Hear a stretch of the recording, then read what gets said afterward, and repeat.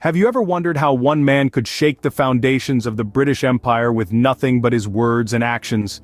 Today we turn our focus on the teachings of Mahatma Gandhi, a man whose philosophy of peace and non-violence impacted not just his homeland India but echoed across the globe.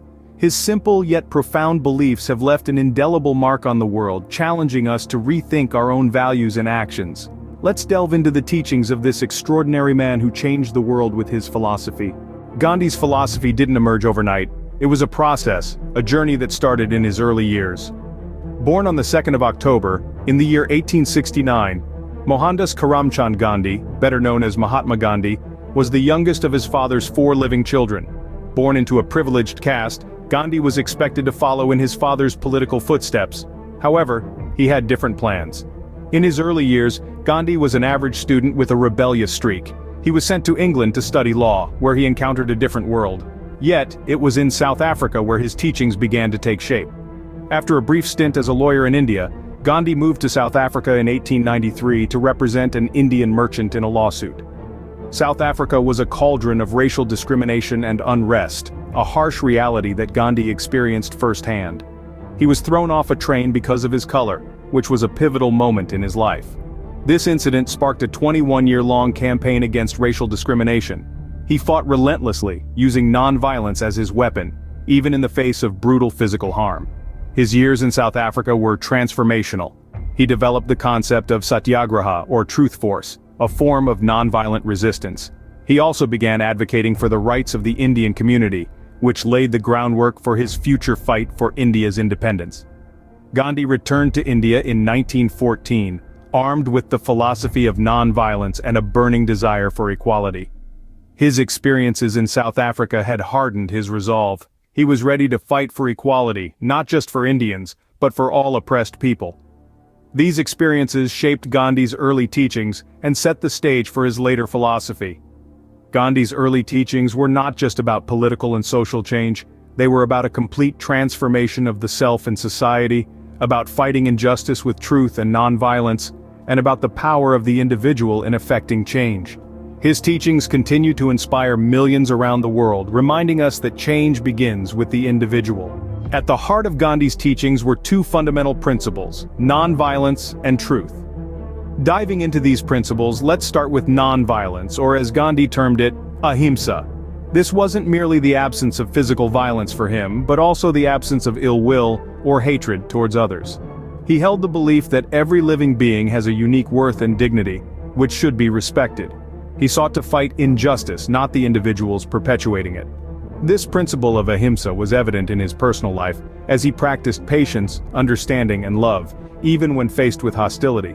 Then moving on to the principle of truth, or satya.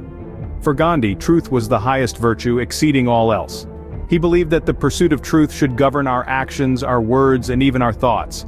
He said, "Truth is God and God is truth." This conviction was so strong that he named his autobiography, My Experiments with Truth, a testament to his lifelong journey in the pursuit of truth. In his political struggles, he employed truth as a weapon against unjust systems, always advocating for transparency, honesty, and integrity. Gandhi's commitment to these 2 principles was so profound that he once stated, "There is no God higher than truth and non-violence." He intertwined these principles, asserting that non-violence was the means, and truth was the end. He believed that by practicing non-violence, one could attain the highest truth. But these principles were not confined to his political battles. They were deeply ingrained in his everyday life. He adopted a simple lifestyle, rejecting materialistic excess, and practiced strict self-discipline to avoid causing harm to others. He was also brutally honest, even when it meant admitting his own shortcomings. These principles of non-violence and truth were not just abstract concepts for Gandhi. They were a way of life. His teachings were not theoretical musings but practical guidelines on how to live a life of virtue and integrity. They were the compass that guided his actions and the light that illuminated his path. They served as the foundation upon which he built his life and his legacy, and they continue to inspire millions around the world to this day. Gandhi's philosophy of nonviolence and truth took a political turn with the concept of civil disobedience. This was a seismic shift in the struggle for Indian independence, a potent strategy that would shake the very foundations of British rule. Civil disobedience, as Gandhi envisaged it, was not a mere act of rebellion. Instead, it was a conscientious, intentional refusal to obey unjust laws, regulations, or demands by those in power. It was a way to voice dissent, to challenge the status quo without resorting to violence. It was a peaceful protest against tyranny, a rallying cry for the oppressed, and a beacon of hope for a better future. In Gandhi's hands, this concept became a powerful tool, a non-violent weapon wielded with precision and purpose against the unjust British rule. He used it to highlight the unfairness of the laws imposed by the British, laws that were discriminatory and detrimental to the Indian people. One of the most significant instances of Gandhi's use of civil disobedience was the Salt March of 1930. This was a direct act of defiance against the British salt tax, which Gandhi saw as deeply unfair. The Salt March was a 240-mile journey on foot from the Sabarmati ashram to the coastal village of Dandi, where Gandhi, in an act of symbolic defiance, made salt from seawater, thereby breaking the law. The Salt March was not just about salt, it was a statement, a declaration of independence that resonated across the nation. It sparked a wave of civil disobedience across India, with millions of Indians following Gandhi's lead, making their own salt, and defying the British rule. The Salt March was a turning point in the Indian independence movement. It showcased the power of civil disobedience, the strength that comes from unity and non-violence. It demonstrated that a peaceful protest could shake an empire, that the will of the people could not be suppressed by unjust laws. Civil disobedience was a powerful tool in Gandhi's arsenal, a non-violent weapon against injustice. It was a testament to the strength of Gandhi's resolve, his unwavering belief in non-violence and truth, and his commitment to the cause of freedom. Gandhi's teachings transcended politics. They touched upon social issues, particularly equality and brotherhood. Mahatma Gandhi, the harbinger of peace, was a firm believer in the intrinsic worth of every individual. His fight against the deeply entrenched social evil of untouchability in India was a testament to his unwavering commitment to human dignity and equality. For him, untouchability was a blot on the face of humanity, a moral failing that needed urgent redress. Gandhi's vision was of a society where all individuals were treated equally, regardless of their caste, creed, or gender. He dreamt of a world where no one was deemed untouchable or inferior, where everyone was respected for their inherent human worth. He often stated, "An unjust law is itself a species of violence, arrest for its breach is more so." Gandhi's fight for equality was not limited to India or to the issue of untouchability. It extended to all forms of discrimination and inequality. He was a staunch advocate of racial equality and fought against racial discrimination in South Africa. He also championed women's rights, believing that the empowerment of women was crucial for the progress of a society. Gandhi's belief in the brotherhood of man was equally profound. He believed that all humans were connected, part of a single divine entity. This belief was reflected in his philosophy of Sarvodaya, which translates to welfare of all. He envisioned a society where everyone worked together, cooperated, and helped each other, fostering a sense of community and mutual respect. Gandhi's teachings on equality and brotherhood remain relevant today, offering valuable lessons on how to create a more inclusive, fair, and compassionate society. They remind us that every individual has a role to play in the fight against discrimination and inequality, and that we all share a responsibility to treat each other with kindness, respect, and dignity. For Gandhi, equality and brotherhood were not just ideals. They were essential for a just society. Gandhi's philosophy also had an economic dimension. He advocated self-sufficiency and the Swadeshi movement.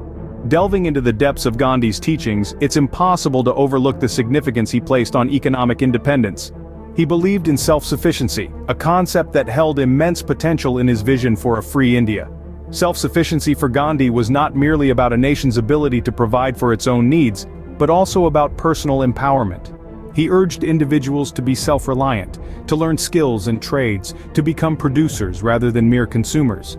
He saw this as a way to break free from the chains of dependence, a step towards personal and national freedom. Parallel to this idea of self-sufficiency was the Swadeshi movement, another cornerstone of Gandhi's economic philosophy. The term Swadeshi, derived from Sanskrit, literally means of one's own country. It was a call to the people of India to support domestic goods and industries, to reject the imported goods that were a symbol of British economic dominance. The Swadeshi movement was more than a boycott of foreign goods, it was a positive affirmation of the value of local industry, craftsmanship, and resources. It was a call to revive traditional industries, to invest in local talent, and to take pride in the products of one's own land. Gandhi believed that these twin pillars of self-sufficiency and Swadeshi could lay the foundation for a strong, independent India.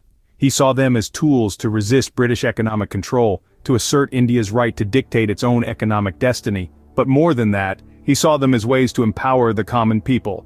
By promoting self-sufficiency and Swadeshi, Gandhi hoped to instill a sense of pride and self-worth in the Indian people, to inspire them to take control of their own lives and their own futures. Self-sufficiency and Swadeshi were more than economic strategies for Gandhi.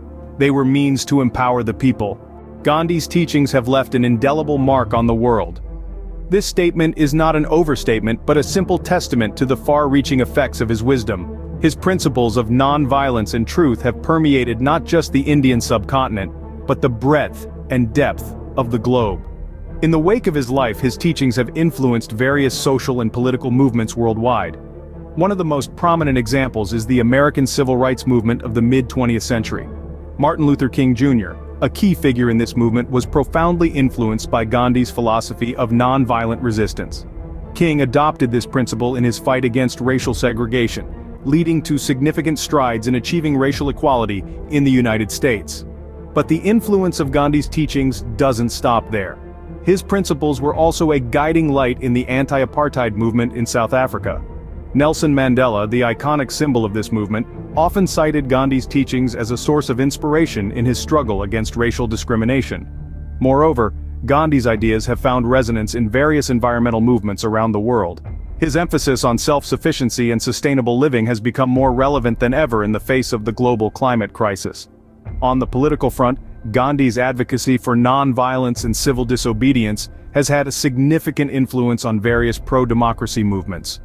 From the Tiananmen Square protests in China to the recent protests in Hong Kong, Gandhi's teachings have inspired countless individuals to stand up against authoritarian regimes, armed with nothing but their conviction in truth and justice. In essence, Gandhi's teachings have transcended geographical boundaries, permeated cultural barriers, and stood the test of time. His wisdom continues to guide us, fostering a global community that values peace, justice, and equality above all. His teachings are not just a part of history but a living legacy, shaping our present and guiding our future. Today, as we navigate through the complexities of the modern world, his words echo louder than ever, reminding us of the power of truth, love, and nonviolence. Gandhi's teachings continue to inspire and guide us in our quest for justice and equality. Gandhi's teachings were not just about politics or social issues, they were about transforming oneself and the world. Our journey through Gandhi's teachings has taken us through a spectrum of his beliefs, principles, and philosophies. Each one, a cornerstone in its own right, contributes to the foundation of a transformative ideology that has shaped and continues to shape the world. We began with nonviolence, or ahimsa, a principle that Gandhi elevated to a high pedestal, making it synonymous with his identity. He believed that violence only begets more violence, and true strength lies in the courage to resist aggression without resorting to physical harm. He demonstrated this belief through his actions, inspiring millions worldwide to choose the path of peace. Parallel to nonviolence, Gandhi preached the significance of truth, or satya. He believed that truth is the essence of all virtues, and that it should be the guiding light in all our actions and decisions. This belief in truth led him to coin the term Satyagraha, loosely translating to insistence on truth, which he used as a peaceful method of resistance against injustice. Next, we delved into his philosophy of civil disobedience, a tool he wielded against oppressive laws and regimes. He believed in the power of the masses and their ability to bring about change through non-violent defiance of unjust laws. This belief was instrumental in the fight for India's independence, and has since been used in numerous civil rights movements around the globe. Gandhi's teachings also encompassed the principles of equality and brotherhood. He championed the cause of the downtrodden and the marginalized, fighting against discrimination and advocating for equal rights and opportunities for all. His vision of a just society was one where everyone lived in harmony, respecting each other's rights and dignity. Lastly, we explored his concepts of self-sufficiency and Swadeshi. He promoted the idea of individuals and nations being self-reliant, creating their own goods and services and reducing dependence on foreign imports. This philosophy was not just about economic independence but also about dignity, self-respect, and national pride. Gandhi's teachings, therefore, were not mere ideological constructs. They were practical principles, meant to guide our actions and help us navigate the complexities of life. They were about becoming better individuals, fostering better societies, and creating a better world. In the words of Gandhi, "Be the change you wish to see in the world." These teachings, if adopted, can truly transform our lives in the world.